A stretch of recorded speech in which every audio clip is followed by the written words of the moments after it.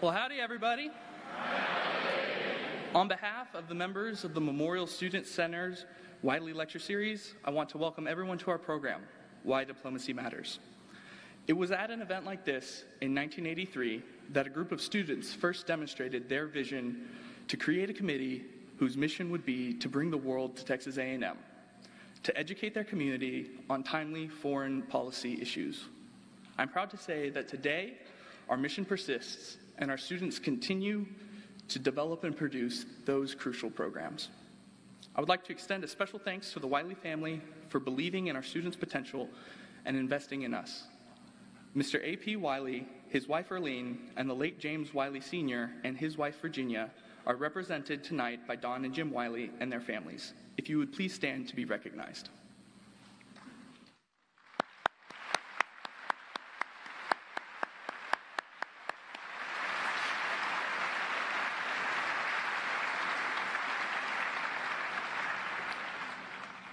Thank you also to all of our contributors whose support made today possible. Finally, to the students of the MSc Wiley Lecture Series, thank you for your hard work and dedication. It couldn't have been done without you. Out of respect for our distinguished speakers, please take the time now to silence your cell phones. Please join me in welcoming our first speaker, Foreign Service Officer Jerica Lamar, who will be helping to give context to the Secretary's later remarks. Ms. Lamar graduated from the Bush School's International Affairs program in 2016. While at Texas A&M, she was a board member of the Black Graduate Students Association and also a part of the Titans of Investing program. Ms. Lamar has been distinguished as a Thomas R. Pickering and a Robertson Fellow at the State Department. She recently finished her first tour of duty at Ciudad Juarez and will return to service in July, where she will be serving as staff assistant to the ambassador in Kenya. Please join me in extending a warm welcome to Ms. Lamar.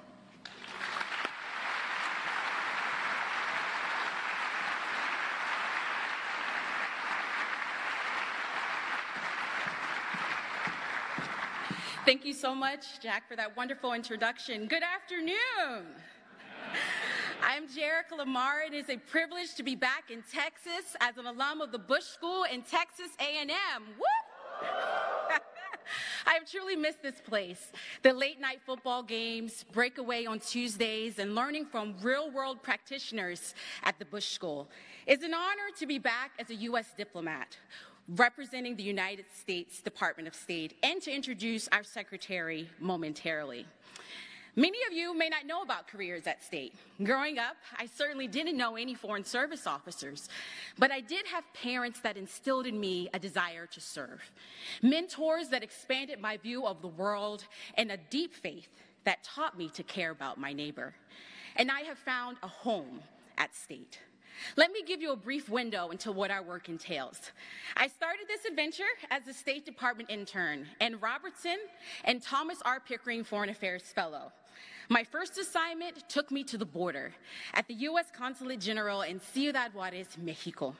There, consular officers work to keep Americans safe by protecting and assisting them in Mexico. When our constituents land in jail, I visit them. When they lose a passport, we help. We facilitate adoptions and combat human trafficking. I brief congressional delegations about our bilateral relationship, and I, along with my colleagues' work, contributes to the economy by providing jobs and bringing investment back to America. But as a former Peace Corps volunteer, I am perhaps most proud of my work with the youth in Juarez. I regularly work with young student leaders through our programs with the goal of inspiring and empowering them to make a difference in their community on social, economic, and health issues. It is truly rewarding work and advances our diplomatic mission of creating a more secure, democratic, and prosperous world. U.S. diplomats are a beautiful reflection of America, a community of families, individuals, military reservists, and people all committed to public service. People with degrees in international affairs, law, nursing, creative writing. People like me, married to a Foreign Service officer and naval officer. People who were once like you, heard the call to serve, and are now in every corner, every stretch of the world, involved in the foreign affairs issues of our day. There is nothing like it.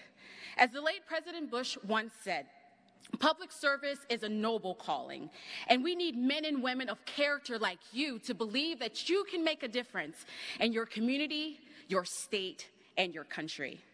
If what I've described resonates with you, consider joining us, for the State Department needs more people like us from our diverse communities with our unique perspectives on the world. And now, I will introduce a man that embodies that noble calling, U.S. Secretary of State Mike Pompeo. He has served his community as a church deacon and entrepreneur, his state as a congressman, and his country as an Army officer, and most recently, director of the CIA. I personally appreciate the work that he has done to communicate on all levels of the department about how our work is changing the world.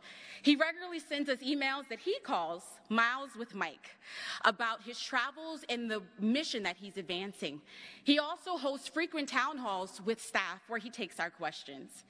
And now, this afternoon, near the one-year anniversary of his tenure, the Secretary is here to tell you more about our work as diplomats and why it matters to America. Will you please stand and join me in giving a true Aggie welcome to the United States Secretary of State, Michael Pompeo.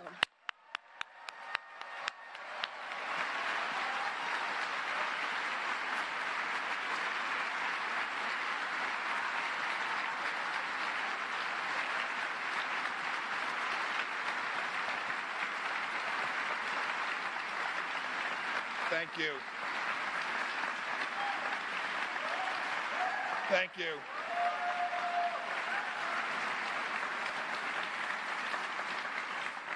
Thank you very much, and thank you, Jericho, for that kind introduction. Now, as the Secretary of State, we do diplomacy, which means you have to get the protocol right.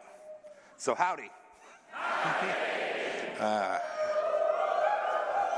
It's great to be in Texas, one of the greatest countries in the world. You know, yeah, I just came back from South America, now Texas, and I'll return to the United States in the morning, yes. You know, seeing you all here reminds me of George Patton quote. He said, give me an army of West Point graduates and I'll win a battle. But if you give me a handful of Texas Aggies, I'll win a war. Now, that's tough to take from a West Point graduate. Look, I understand that this institution has sent more of its graduates into the military than any other university other than our military academies. It's because you all are tough, you're committed, and you want to serve. You should be proud of that, and I love it. And it's why I really wanted to be here today. I want to thank the Wiley family for making this series possible. You know, like Jessica said, everyone here, cadets, Bush School students, anyone looking to give back to America, should consider potentially one day working for the United States Department of State.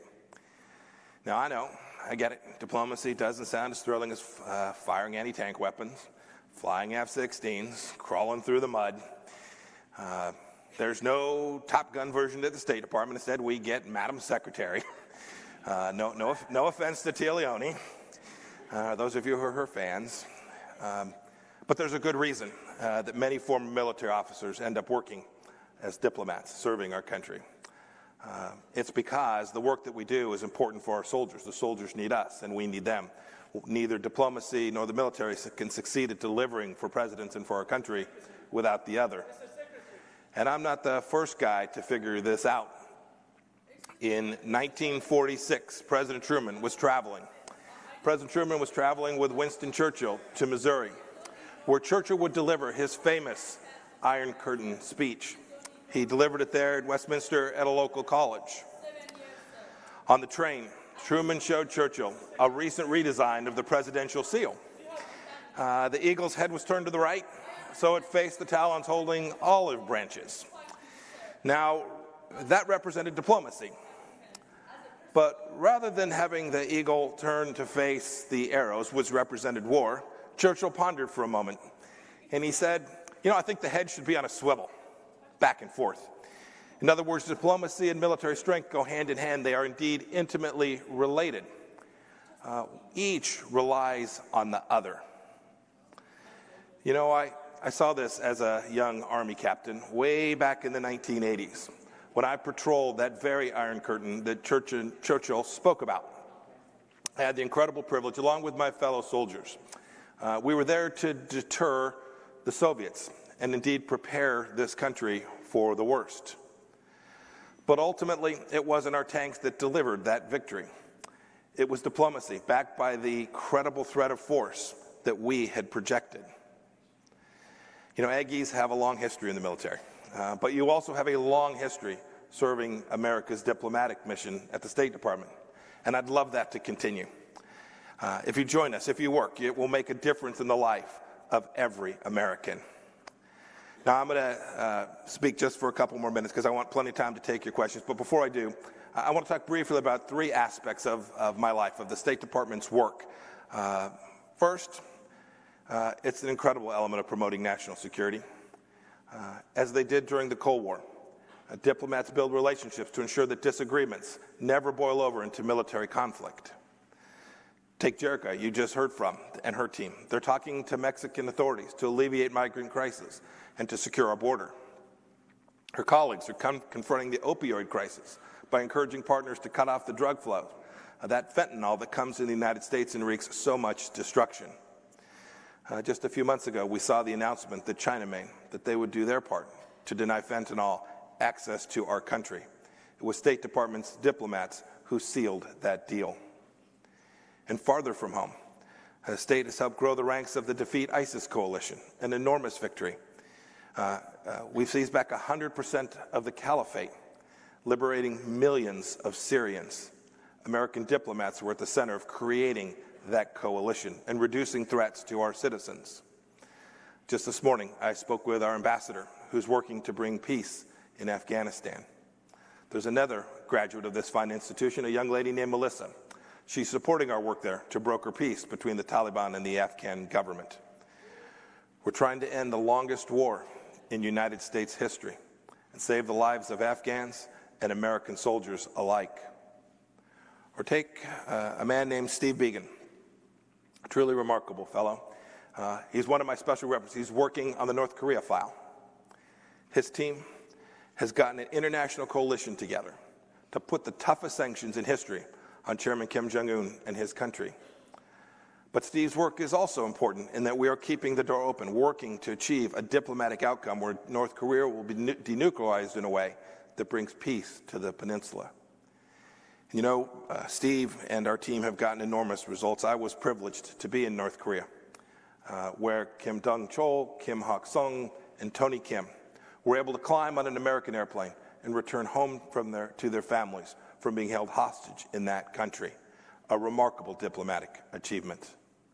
Indeed, I'll never forget the moment, the very moment when they met their families on the tarmac. President Trump was there to greet them too. And I was thinking that morning, it was 3 a.m. Washington, D.C. time, about the amazing work that our team had done, not just that day, but in the weeks and months before that. Absent that great work, absent the work of people like you who decided to join the Department of State, that will still be held in the hands of the North Koreans. You know, the second thing we do every day at the State Department, people don't truly see directly. We make sure that our diplomacy impacts the American people by strengthening the United States economy. The truth is, we have to compete in a global economy. The United States business need access to markets all across the world. President Trump is determined to open those markets for our products. That's certainly true of companies and businesses here in Texas, where exports benefit your economy to the tune of $260 billion a year. It supports more than 900,000 Texas jobs. And we help. We help by supporting these economic opportunities through our diplomats. We work to open these markets with our some 1,600 economic officers stationed all across the world.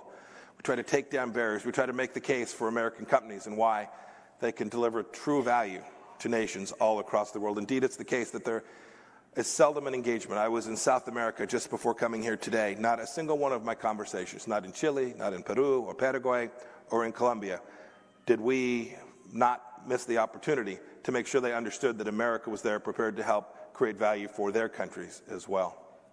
You've seen it in the work we've done to renegotiate the North American Free Trade Agreement.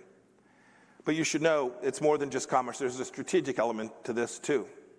In Houston last month, I spoke to a group to talk about how energy impacts each and every one of us, how there is a national security component to America's capacity to deliver energy all around the world.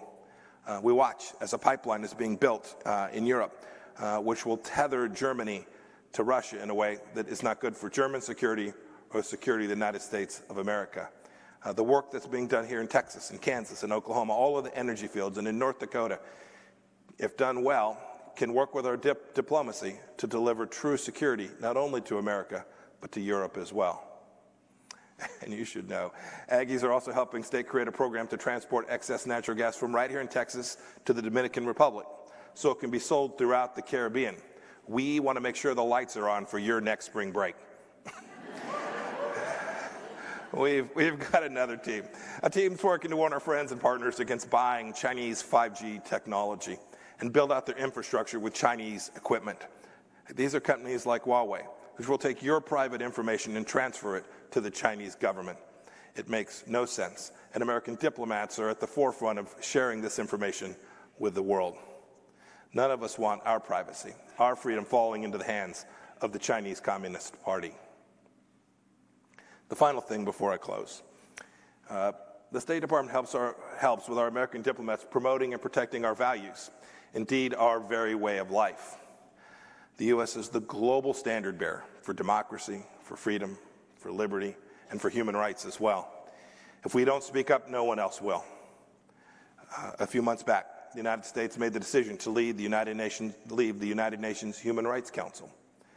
We did so because it had become under the control of authoritarians and dictators, people that didn't really care about human rights. We made the decision to move our embassy to Jerusalem, recognizing facts on the ground. And our diplomats are, even as we speak, all across the world promoting American values and human rights all across the globe. We're working on various missions, including making sure that the nature of Chinese Orwellian systems, particularly their clampdown on people of faith, are impacting us right here at home. You know, I recently had the privilege to meet with a group of Uyghur Muslims that came to my office. They talked about systemic imprisonment. They talked about oppression and even torture happening in parts of China today. This cannot be allowed to stand. We're exerting maximum pressure to change the very nature of the Islamic Republic of Iran, to make sure that that regime simply behaves like a normal country and does not spread terror throughout the world. Today, as we stand here, Iran is engaged in conducting an assassination campaign throughout Europe. Our diplomats are working to push back against them so this will stop. And my most recent trip was part of the effort that's being led by the Organization for American States and the Lima groups as we work to restore human rights and democracy in Venezuela. I know that we will ultimately be successful and that Mr. Maduro will leave that country. You know, our diplomats also go on offense to promote American values, in part simply by building and maintaining a set of relationships that are centrally important to our country. These deep friendships matter as time moves on. Jerica mentioned some of the work that she does with the youth in Ciudad Juarez. That's a long-term investment in our relationship with our partners to the south in Mexico. We trust that the young people that she's working with will come to understand America, that they will come to understand how much we care about them. And when it's their time to lead, they will become good partners for our great nation. You know, we do something different on a truly national scale as well with foreign aid. We provide assistance to countries like no other country in the world. Our goal is often to turn struggling nations into strong, long-term partners, democratic partners for the United States. And in times of crisis, when we've offered a hand, I can tell you that people like Melissa, the former Aggie stationed there in Afghanistan today, will benefit from the American aid which we've provided to that country. You know, about 4 years ago, Melissa was in a tour in Nepal when a devastating earthquake hit that country, killing nearly 9,000 people. She said it was one of her proudest moments as an American diplomat She watched as the embassy rallied to the people's side, allowing those in need to come seek services at our embassy, to shower and to seek food and shelter at the American embassy. You know, for her next tour, she went to Kabul. And just moments after she landed, another earthquake. Everyone in the airport thought it was an explosion, but she knew. She'd been through this before. She next traveled to Mexico City. The year was 2017. You'll all remember. It was one of the most devastating earthquakes to hit the Mexico City in decades. And Melissa saw the great work that the embassy did to make sure that the people of Mexico City got back on their feet. I made sure that Melissa did not come to visit with us today. She will tell you that as a diplomat, there was nothing more rewarding than watching American excellence, American graciousness, American resources and power to meet and help people in times of adversity. This is the life of an American diplomat, and a noble undertaking and one of true public service. You know, there's a story. It's about President Reagan's Secretary of State, Secretary George Shultz. He understood diplomacy. He would meet with our ambassadors as they went to the field. He would ask every ambassador who came by his office just before they went out for their first assignment. He would give them a pop quiz. He would take them over to the side of his room. He would point them to a globe, and he would ask them, he would say, now that you've been confirmed